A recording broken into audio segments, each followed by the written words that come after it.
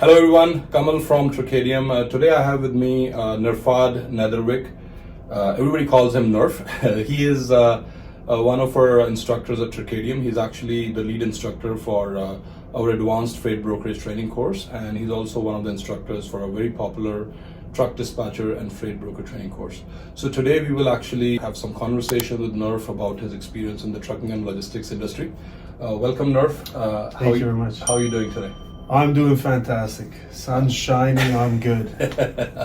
Awesome. Nerf is always very funny. Like he has a great sense of humor and a lot of experience in trucking and logistics, I must say. So Nerf, tell us something about yourself. Like how did you get into trucking, logistics, dispatching, brokerage? Yeah, so I did it the natural route. First off, I went to the University of Windsor down in Windsor, Ontario. I did my degree in biochemistry, and then naturally when you finish biochemistry you get into trucking and logistics.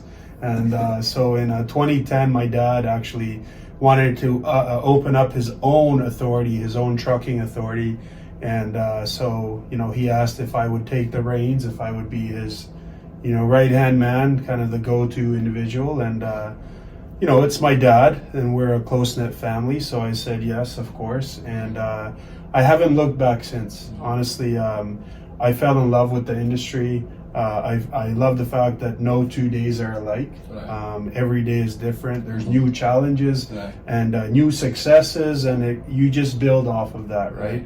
And it's one of the main reasons why I would never want to be in another industry, right? Yeah. And I'm a big advocate of this industry, not just the dispatch side or the trucking side, but also the freight brokerage side as well, because it takes three to tango in this industry: the shipper, the carrier, and the freight broker. So right. that's why we got to do it the right way. So Right. And of course, I do have a passion for everything the industry brings to us, not just trucks, but planes and ships and trains, and Right.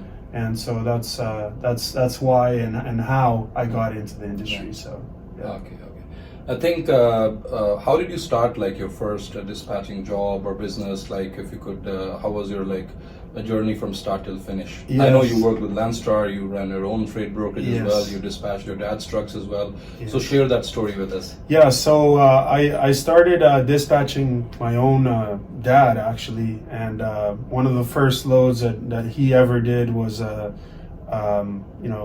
called a very large freight brokerage, one of the biggest in North America, and I asked them, if we can run the load, and they gave me a rate, and we agreed upon the rate. And I looked at the bill of lading that they sent over, and the rate confirmation says it's just an envelope. Okay. I was like, what's going on here? Why just an envelope? So I called the broker and I was like, it says an envelope, but it should be, I'm as far as I'm aware, it should be skids, pallets, etc., boxes, totes, something.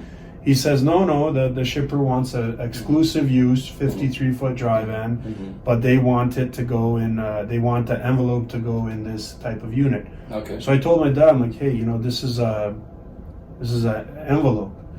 So my dad says, I'll go pick it up with the 53-foot dry van. Okay. But when I cross the border, we're going to take this envelope, put it in our Honda Odyssey, and deliver it out to Toronto to save some money on fuel. Okay. So we said, sure, let's give it a go. And sure enough, he went to go pick it up in Sterling Heights, Michigan, crossed the Ambassador Bridge in Windsor, came across, we put it in the Odyssey and delivered it up. No one said a word. We got paid $750 on the load, Okay. and it went well. So that was memorable for me, just because it was kind of like do whatever it takes to make the customer happy, right? So, and then after that, yes, I did work, for Landstar as a freight broker as well. Started my own thing in 2015, and haven't looked back. It's been a very rewarding and exhilarating journey, and I'm looking forward to continue it as well and share my pathway to success. And like I share even in the course, there's many ways, many pathways to success. It's not just one clear-cut path. Right. But I essentially, my pathway was dispatch trucks, gain the experience, start with the freight brokering stuff, mix the two together in terms of experience and come out the other side successful. So that's kind of how I like to share it in the course too with people, to kind of let them know, what is the right way. Well, there's many right ways to do it. It's not clear cut one way. It's all encompassing. There's many directions you can take, and the final result will be some measure of success that you yourself can build your own empire and be proud of. So awesome. Thanks very much, Nerf, for sharing that. Now, Nerf, after working in the trucking side and the freight brokerage side for such a long time, he also has a passion for teaching and also sharing his knowledge and experience with all the new entrants in the trucking industry. So whether you are trying to switch jobs, change your career, or you're somebody who wants to be an entrepreneur, build your own business, maybe you're a trucking company trying to get into the non-asset side and start your own freight brokerage business, or maybe you're somebody who has an entrepreneurial mindset who wants to get out of 9 to 5 schedule and maybe do your own thing, right? So freight brokerage industry does have a lot of opportunities, a lot of flexibility, a lot of earning potential, and of course it can give you the freedom to do what you want to do, right? So and Nerf is actually on a mission, teaching people about logistics.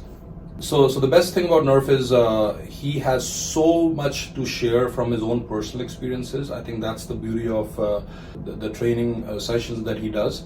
So Nerf, in freight brokerage as well, I think you specialize in expedited and air charter, I believe, right? You want to talk about that? Like, how did you get into that, and what your specialty is?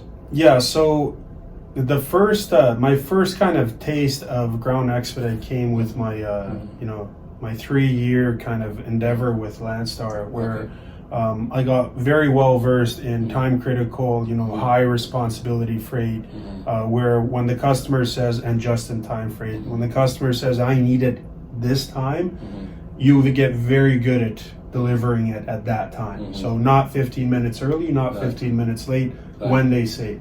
So, hundreds of shipments later, fast forwarding a bit, I got very, very, very good at doing it the right way, through communication, honesty, integrity. When something's going wrong, letting the customer know this is what's happening, not something 3rd or 6th or 10th, but exactly what's happening. Truck broke down, a flat tire, MTO inspection, stuck at the board, whatever it is, the exact truth as to what is happening.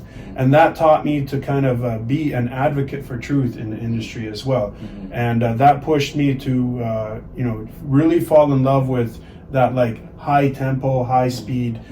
Just, you need the agility, you need to be quick replying to customers, but you also need to be quick getting the updates that are required. Now, on the air chartering side, I was intrigued in that office that I was in at Landstar. Every time an air charter shipment would pop up, like on my screen, because I had access to the main emails, the owner would freak out. But freak out in a positive sense, like excitement. So I never really understood, like, why is this guy just jumping in the office as an air charter request come in? I didn't think too much of it. And I realized every time that he was pricing or quoting it out, he would shut a door and in his office and do it in silence, and kind of so nobody can kind of see or understand what's going on. So I never really understood why that would be. Then when I started to air charter myself, I understood why, because this guy's making profits, one load 12 grand, another load 25 grand, another load 30 grand, another load 60 grand. And it's, a pallet here, a pallet there, 3 pallets, 2 pallets, 6 pallets. And I see this guy doing very well for himself from he was very affluent in his approach. And, with the profit margins attached to that, and the responsibility when it comes to air chartering, and the process itself from pickup all the way to final delivery at the final location, I learned the process in and out. And it made sense to me. But it made sense to me why he got so excited, because just from the financial perspective, seeing how well off that made him. Even if he did 1 or 2 a month, or 1 a month, or 1 every quarter, it gave him that extra boost in his business that anybody would want or anybody would like. So that's how I got down that route. And then also the connections that you make. It's a very close-knit community, right? So the connections you make, not just for airport pickups and deliveries and the different companies associated with that, i.e. freight forwarders, but also port pickups, ocean port pickups, where you're picking up containers. And it just, one thing leads to another. So it's a chain reaction. You get very good at something, and then throughout that entire process, you learn something new, and then you can work on that as well. And so that's how everything kind of ties in together. And that's why, yes, I do specialize in expedite. Yes, I do know and understand and specialize in expediting on the air charter side. But other things also come into play, right, that you get very good at. You get well versed in because, again, experience, repetition, practice. And then when someone asks you, hey, I need this moved, you know exactly how to get it done, right? So, thank you very much, Nerf, for sharing that. And also, one of the questions that I often get asked from people, and maybe you can also share your thoughts on that and your advice. A lot of people tell me, okay, I'm new to the industry, right? So how do I get started? I don't have any experience, right? There are many people, and I tell them, as long as you are good in communication, you have the willingness to learn, anybody can get into the trucking industry, and it has a lot of potential and opportunities for everyone. So what are the top 3, I would say, points you would like to mention or advise for somebody who's trying to get into trucking, dispatching, brokerage? So anything you want to share on those lines? Yeah, so one of the main things, obviously you have to have ambitions. In life, when you have ambitions and goals, so number 1, you have to be an ambitious person, or at least give yourself the time of day to feel that ambition, right? To say, I want to get there. I want that. And then, so that would be step 1, that ambition, that goal. Yes, I want to get into dispatching, and I want to own my own dispatch office. Or yes, I want to get in freight brokerage, or trucking, or whatever the case may be. Step 2 would probably be a business plan. The business plan has to be something that you write out formally on a piece of paper. So you write exactly what kind of market you want to get into, what kind of shippers you want to go after, how you want to go about that. Likewise, if you want to become an independent dispatcher, you have to have a plan. That business plan has to be in front of you, so you can work to attaining that. It's almost like a checklist, right? Absolutely. So yes, I got that. And as you work your way down the list, you're gaining experience. You're gaining experience as a business owner. You're gaining experience as someone, as a trucking and logistics professional. And that would be step 2. And step 3, over communication with everybody all along the way. So that would be carriers, that would be colleagues, shippers, brokers, or if you are a broker, with your carriers respectively, and your business partners as well. So over communication is an integral part in growing in this industry, right? If you're silent, so even on the marketing side, if you don't tell people who you are and what you do, no one's going to know where you are, or how to find you, or how to pick your services out, right? Just from that perspective. But from the service side of things, the quality of service, if you're silent, you will lose customers. If you're silent, you will lose carriers. So that over communication, almost to the point that it almost in the beginning might be annoying for a shipper or a carrier or someone that you're so outgoing, you're so put forth, right? And so that may be, it's not going to be a curse for you, it's going to be a blessing in disguise. Because what happens is, then you're setting expectations with your customers, with your business partners, right? Your shipper will say, Kamal, you don't have to update me every hour. Why don't you update me once a day? That's enough. But now they know you care about their freight as much, or maybe even more than you do, because you care about, you don't want to lose that connection, right? right? Right. Likewise with your carriers, if you're saying, hey, were you satisfied with this shipment? Were you satisfied with the shipper? Were you satisfied with the consignee? Okay. Did everything go up to your standards? Right. Because then the carrier is going to be willing to open up with you, right? Same thing with your shippers as well. If you say, hey, how did I do? Did I do well? Is our service working for you? Is everything up to par, right? Do we need to fix something? You know, not physically, but it could be just service-wise. Do we need to fix something? Maybe we strayed away from your standard operating procedures or something, right? And so that goes a long way, right? And so that would be the three things, right? Okay. Ambitions and goals would be one. Two would be a business plan, and three would be over communication. So. Awesome. Thank you very much, Nurf. Another question which I see a lot of people ask us is about the earning potential. I know, right? Any job or business or a career path that you choose, you want to make some good money, right? So I think trucking is one industry. It's a $800 billion industry in the US, around I think $70-80 billion industry in Canada. So what about the earning potential from your own experience? I'm not asking you to share your bank statements with me and all how much you make every month, but overall. So here's the thing. So just looking at a macro level, when you're looking at an industry that has you as a freight broker, just as a freight broker or freight forwarder, that's something that you can get into as well. Right. That in itself, that global landscape, you have access to a pie that's roughly $4 trillion that's available to you in that capacity as a freight forwarder or a freight broker. Right. So that's a huge pie. There's enough for everybody to go around, just from that perspective. But in terms of the range, again, if you were to do 1 or 2 loads a day, you'd be well over the national average of an individual's income. So you would be in the $65,000-70,000 range. Just that 1 or 2 loads a day. Right. Nothing crazy. Not charging your customers an arm and a leg to move shipments. Nothing. Just standard shipping, general freight, 1 or 2 loads a day. You're good to go, right?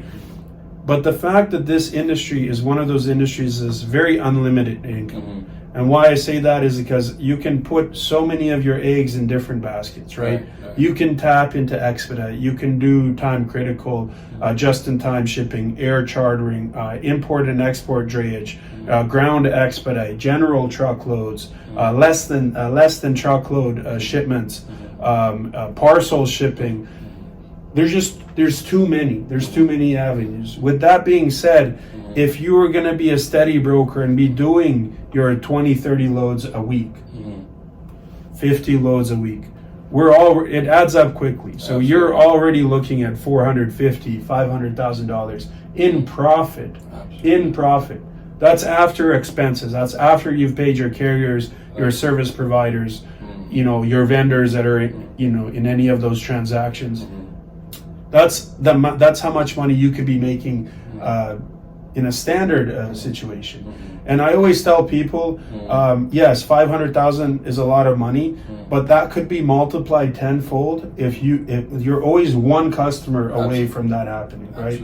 I have a friend of mine who just got in with a shipper that has 6,000 locations in North America, retail locations. Now, yes, he had to do some tweaking on his end in terms of his insurance policy, because again, lots of requests in terms of minimum insurance requirements for cargo theft, but it pays off, right? Because he's getting a contract now that's going to be a 3-year contract that's going to take him to the next level, right, where he wouldn't have been able to attain with it. So you're always one customer away, right? I keep even in the training, I talk to people about a customer that gave me 200 loads a week, automotive loads, finished the product, finished parts that would go to an assembly plant, and then empty racks back to the Detroit, Michigan market. It took me 7 years to burn through that cash, whether that's investing or actually spending on whatever and taxes, etc. 7 years just on that one project. Right. That's a lot of money. That's a lot of money, and it's not breaking an arm and charging an arm and leg for service. Right. We're talking about 200 miles $750. It's not like you're charging $7,500 on 200 miles, right? One thing I did notice, again, this is tied into how much you make. It all adds up so quickly, right? When in the beginning, when I started, when I'd reach out to shippers, and then we'd go back and forth as to should we work with each other, etc. And then we kind of try to come up with a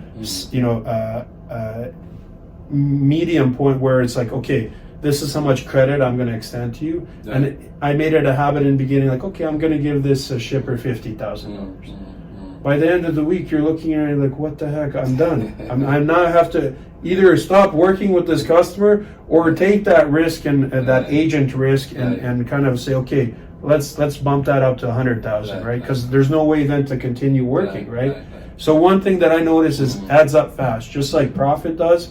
So do the credit limits for your customers. So it's wild. Once the wheel starts turning, no pun intended, it just keeps going. It just keeps going. No, I completely agree, actually. And I know if you're somebody who's trying to get into a job, yes, it can still be a great option working in the trucking industry in different roles. Truck dispatching, operations, customer service, sales. But yeah, sales is one role where you have a lot of opportunity to grow, and there's no limit to the earning potential. Yes, tomorrow if you are starting an independent dispatching, yes, you could go off load boards and start off. But brokerage is something like freight brokerage where it's more of a business to business sales. So the sales cycle is long. So it can take a while for you to get your first load or to move your first load, first client, but it can actually grow exponentially once you get the ball rolling, right? It's an exponential curve for sure. It doesn't go like this, and it's just a nice, smooth transition. And then once it takes off, there's no looking back. There's no looking back. And as long as you are focusing on delighting your customers. Yes. Mind you, this means like you got to be honest. You got to do the things that you're supposed to do to retain, attain, keep those customers, right? You can't just get a customer. It's not like set and forget. Put 2 minutes in the microwave and wait for it. No, like if you forget about it, like you're gonna have a dumpster fire. So make sure that you're always looking at growing it in a steady pace, but it takes off exponentially as long as that service there, that quality is there. It's just going to be a continual upswing. So yeah, that's awesome. Yeah.